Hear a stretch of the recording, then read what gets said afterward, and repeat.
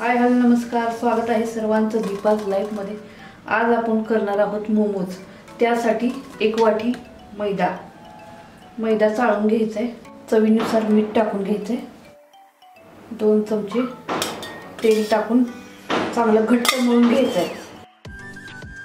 पीठ मळून घेतलेलं आहे, पीठ घट्ट मळायचं आहे। पीठ एक 10 मिनिट मुरवत ठेवायचं आहे, तोपर्यंत आपण स्टफिंग करून घेऊ। मोमोजच्या आतील स्टफिंगसाठी मी सामान घेतलेलं आहे।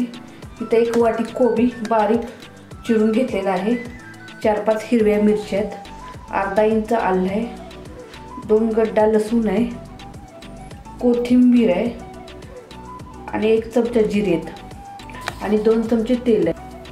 आणि तेल टाकून घ्यायचे। तेल टाकलेलं आहे, त्यात जिरे टाकून घेणार आहे। जिरे तडतड करायला लागेल, आपण लसूण टाकून घ्यायचं। यात आलं आणि मिरची टाकून घ्यायची।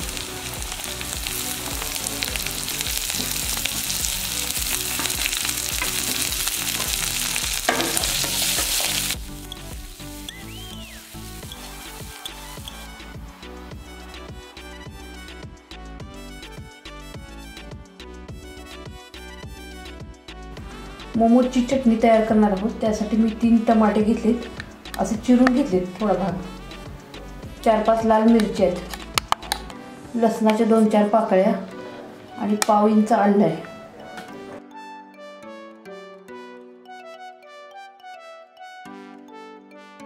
पीठ चांगलं आपलं मुरलंय।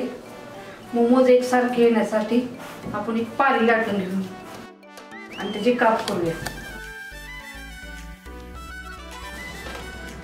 त्याची आपण गोल पोळी लाटून घेणार।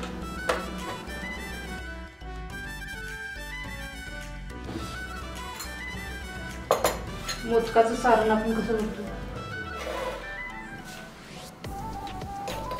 त्या पद्धतीने त्या कडा हे करून घेणार। तुम्ही बघू शकता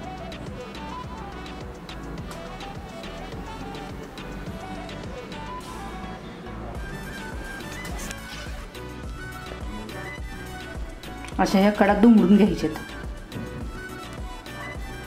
वरचं टोक सुद्धा आपण काढू शकतो, मैदा आहे त्यामुळे हे पीठ लांबतं।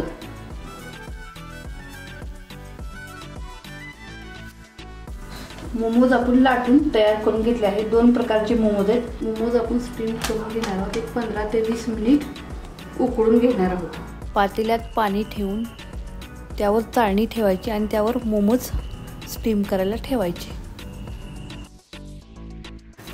1 चमचा मी साखर टाकलेली आहे, चवीनुसार मीठ टाकले। आता हे आपण मिक्सरवर फिरवून घेणार आहोत।